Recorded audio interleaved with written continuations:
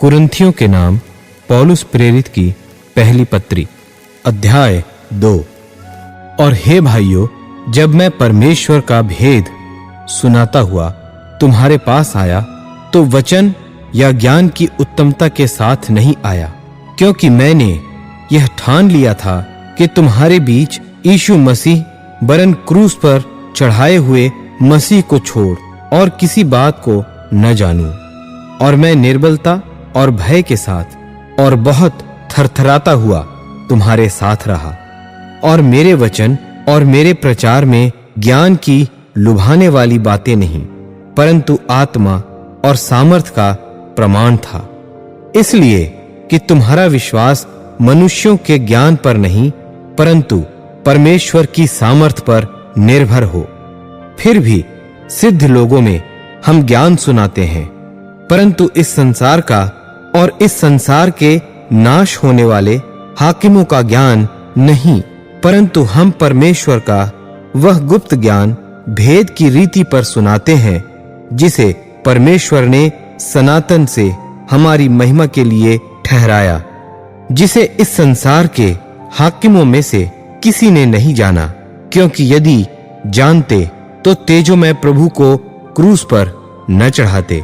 परंतु जैसा लिखा है कि जो आंख ने नहीं देखी और कान ने नहीं सुना और जो बातें मनुष्य के चित्त में नहीं चढ़ी, वे ही हैं जो परमेश्वर ने अपने प्रेम रखने वालों के लिए तैयार की है। परंतु परमेश्वर ने उनको अपने आत्मा के द्वारा हम पर प्रकट किया, क्योंकि आत्मा सब बातें वरन परमेश्वर की गूढ़ बातें भी जांचता है। मनुष्यों में से कौन किसी मनुष्य की बातें जानता है? केवल मनुष्य की आत्मा जो उसमें है। वैसे ही परमेश्वर की बातें भी कोई नहीं जानता, केवल परमेश्वर का आत्मा।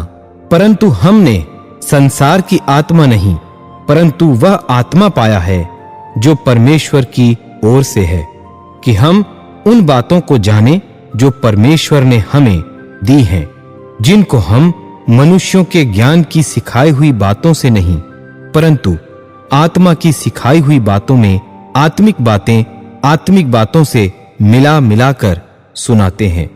परंतु शारीरिक मनुष्य परमेश्वर के आत्मा की बातें ग्रहण नहीं करता, क्योंकि वे उसकी दृष्टि में मूर्खता की बातें हैं और न वह उन्हें जान सकता है, क्योंकि उनकी जांच आत्मिक रीति से होती है।